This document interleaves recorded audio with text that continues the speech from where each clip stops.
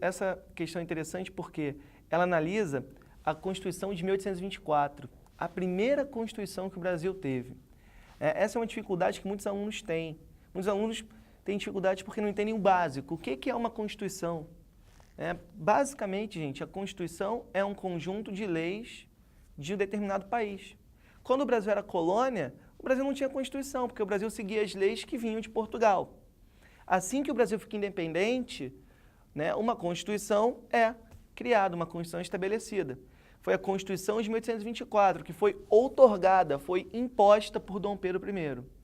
Essa Constituição mostra que já há uma influência liberal no Brasil, uma influência iluminista, uma influência liberal do século XVIII. A gente está falando do começo do século XIX. Então, o que acontece? Nesse começo do século XIX, um Brasil independente precisa de um conjunto de leis, de uma Constituição. Essa Constituição de 1824 é muito importante.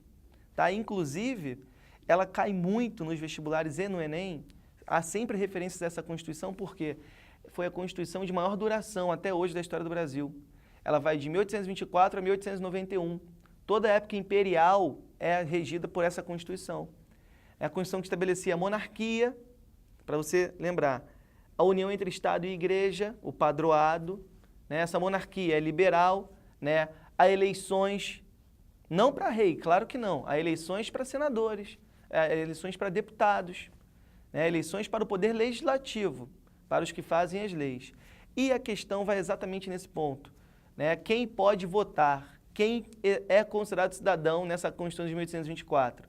Essa Constituição exclui escravos, exclui mulheres, exclui padres, exclui menores de 25 anos e exclui pessoas que não tinham a renda mínima, que naquele momento era de R$100 mil. O texto, a fonte dessa questão, traz esses dados para você. Você não tinha que decorar isso para responder a questão. O Enem não espera que você decore nada. Ele apresenta isso e pede que você analise. Ele pergunta, por que essa Constituição estabelece isso? A sua resposta. A Constituição estabelece esse critério para que o poder ficasse concentrado nas mãos da elite agrária, da elite econômica, da elite latifundiária, que mandava no Brasil econômica e, a partir daquele momento, politicamente. A letra D é que apresenta isso para você.